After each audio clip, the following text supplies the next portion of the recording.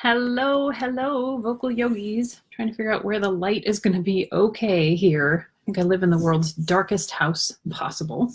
I wanted to come in today to talk to you about the idea of resting tension when it comes to your abdomen. So resting tension is residual tension or sort of a partial engagement of a muscle when it's at rest. And it isn't necessarily a bad thing. Resting tension helps you with posture, those sorts of things. But we can have more resting tension than we want in our bodies. And that's what I want to talk to you about, in particular when it comes to your abdomen.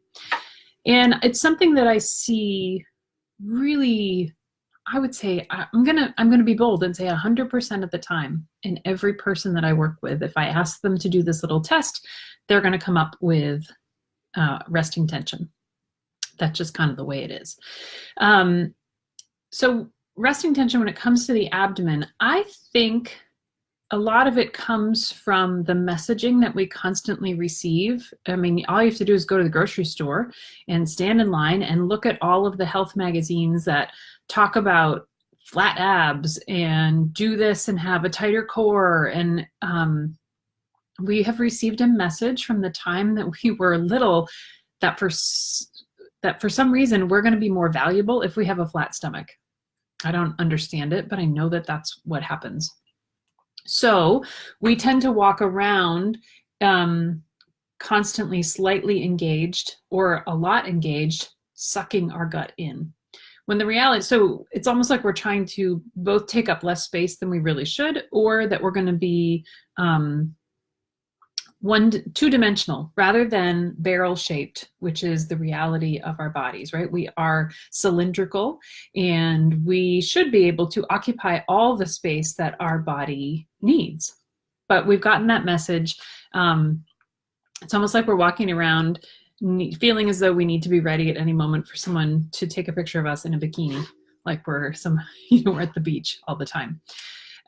You can also develop resting tension, I think, from kind of overtraining your core musculature. But in any event, when it comes to using your voice well, we want, yes, Sarah Campbell, we should be able to occupy all the space that our body needs. Absolutely.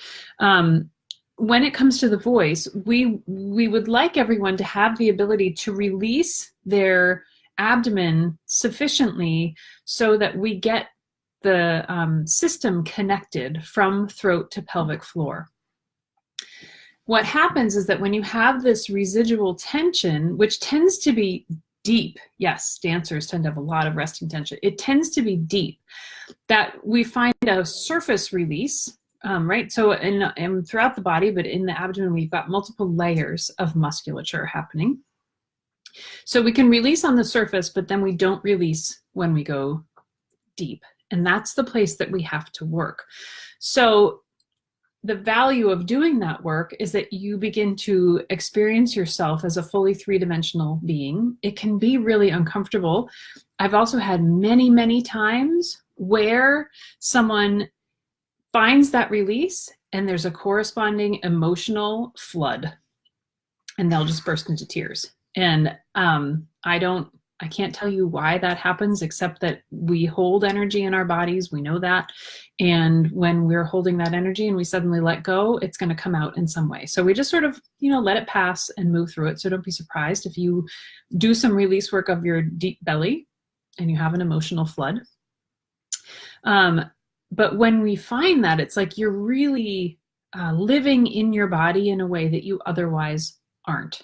And there's so much value in that, partly just from your experience of the world, but also from the standpoint of how you're going to perform on stage, how you're going to be on stage, that overriding some of that resting tension, then we can have habits of bracing that happen again. And that when the resting tension is there, the bracing sort of happens around that to add more tension to things that we don't want. The less common things that I see are bulging and bearing down. So bulging would be an outward motion. That's really pronounced in the lower abdominal area particularly. I see that more in movement than I do in singing, but I always test for it in movement and then watch for it when I'm looking at someone sing. And bearing down is nothing you would be able to visually notice. You would have to have a singer tell you that they feel a sense of bearing down. And I know that there are different schools of thought when it comes to singing, and some people have been taught to feel a sense of bearing down. For me, that goes very counter to what we know is actually happening as breath and sound move out. There's a corresponding motion inward and upward from the pelvic floor. And I think some people feel as though they've interpreted apagio in their body as they're attempting to resist that in a way that's pushing down rather than having more dynamic engagement. So a lot of this is what we're getting into in the What Every Singer Needs to Know About the Core workshop. But what I wanted to give you today was a way that you could test in your own body to see whether you have resting tension. You probably do. You can do this with your singers as well, though I feel like my glasses are constantly tipped the wrong way. Like, are my ears one higher than the other? I know it drives me nuts every time I do a live. You could test your singers for this too. You'll probably, again, like me, you might find that every single person has it. So I'm going to take my computer over, my laptop over to the floor and lie on the floor and just show you a super quick test that you can do. Hopefully the light will still be on my side here and the dog won't jump off and knock things over. I'm going to try to get everything situated. I've got my Hoberman sphere here and my little bag of, my box of tricks that I use with people.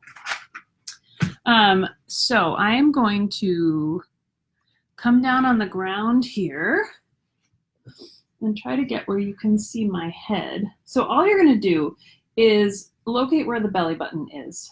Now, many people, when they find the release at all, it's between the rib cage and the belly button.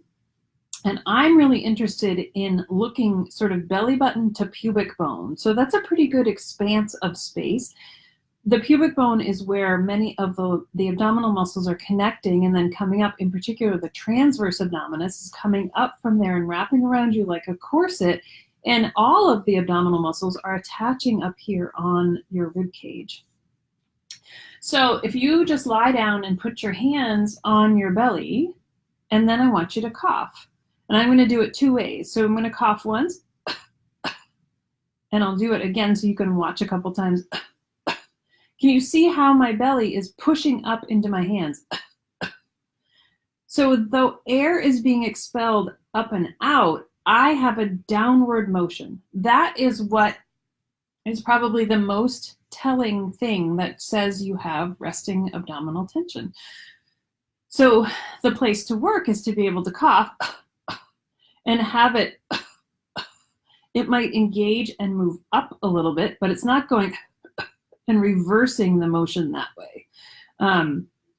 If you do that, if you really push the belly out, I can actually feel a corresponding engagement in here that I definitely don't want. So you can just test, lie down on the floor, put your hands on your belly and cough. For me now, I have much more of sort of a firming of my abdomen and a slight sort of inward and upward motion as opposed to the where it pops up into my hands.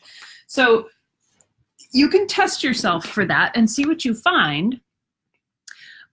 It's another place where when, let's say you've had a cold, I know there's a really nasty upper respiratory thing going around and you've been coughing for forever, it's very possible the fine wiring of the voice we know can change very quickly. So singers who are singing at a high level, you might notice that your voice has changed after having a cold, right? Because you've had all this junk you've been trying to work around. Fine wiring exists elsewhere in the body too. So if you know about this test, you might want to, at the end of your awful coughing spell, test your body and see what happens when you are coughing now. If you do the test before and then you have a cold, test yourself afterwards. You may need to go in and do some breathing and movement work to kind of reset everything.